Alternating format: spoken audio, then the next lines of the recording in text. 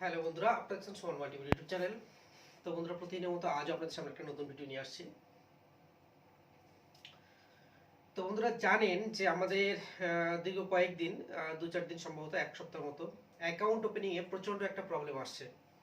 Group তো খোলারই করলেই মানে গ্রুপ ওপেনিং করলেই মানে দেখা যাচ্ছে সেখানে কন্টিনিউয়াসলি একটা মেসেজ আসছে, blank customer ID, blank account number, যেটা আসছে কি।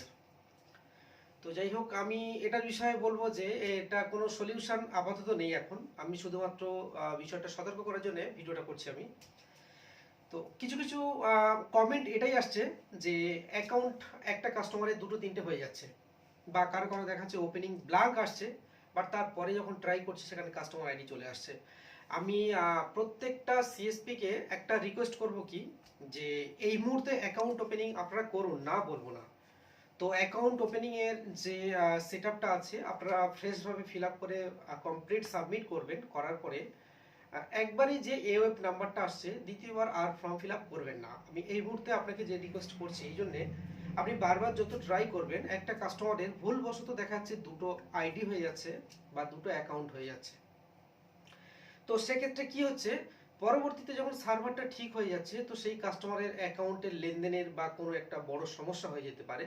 এই জন্য করে আপনাকে রিকোয়েস্ট করবে কি, আপনাদের উদ্দেশ্যে আমি রিকোয়েস্টের সাথে বলবো যে বারবার ট্রাই না করে একবারই আপনি ওপেনিং করুন। ফর্মটা যখনই সাবমিট হচ্ছে ব্ল্যাঙ্ক আসছে তাও ঠিক আছে, তো সেই এওএফ নাম্বারটা আপনি সেভ করে রাখুন। কাস্টমার থেকে সময় নিন।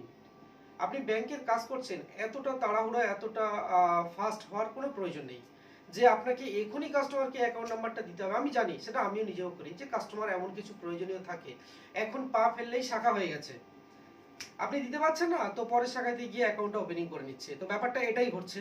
তারপরেও আপনার যে কাস্টমার, সে আপনারই থাকবে। তো সেক্ষেত্রে আমি রিকোয়েস্ট করব যে আপনি একবারই ওপেনিং করুন। কাস্টমারের ফুল ফর্মটা সেট আপ করে নিয়ে রেডি করে রাখুন। সময় দিন, যে 1 সপ্তাহ 10 দিন টাইম লাগতে পারে অ্যাকাউন্ট নাম্বারটার জন্য।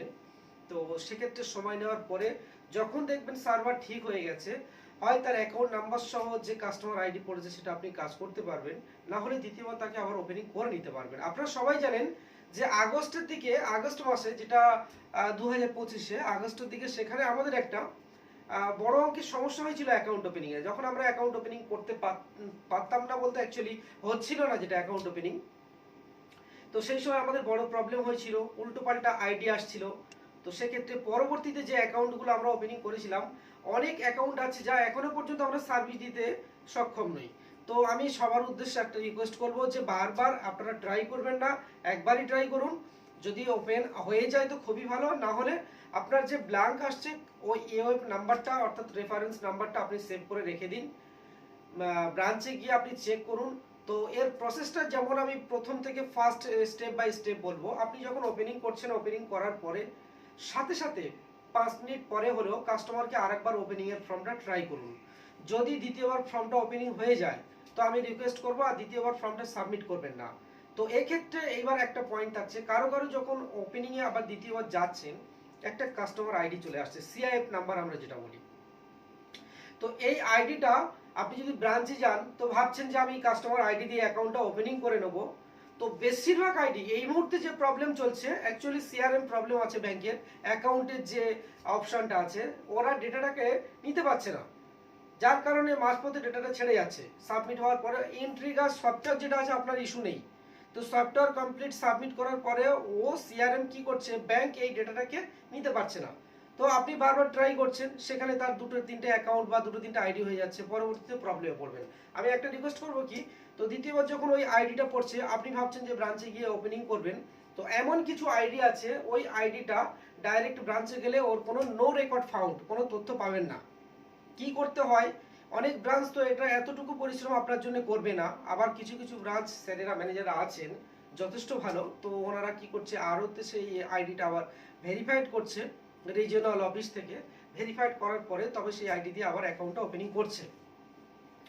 বাট এটা সবার ক্ষেত্রে পসিবল না। সবাই যারা যারা নতুন বিসি পয়েন্ট আছেন, এটা সবার ক্ষেত্রে পসিবল না। আমি এই জন্য সবার উদ্দেশ্যে একটা রিকোয়েস্ট করব যে বারবার ট্রাই না করে একটু সময় দিন, আবার পরবর্তীতে ট্রাই করুন। যখন দেখবেন সার্ভারটা ঠিক হয়ে গেছে, তখন যদি ওই অ্যাকাউন্ট আধারে যদি অ্যাকাউন্ট নাম্বার পেয়ে যান বা ভালো ফ্রেশ আইডি পেয়ে যান, তাহলে ওপেনিং করে দেবেন, না হলে পরবর্তীতে ওই ফর্মটা আবার ওপেনিং করে সাবমিট করবেন।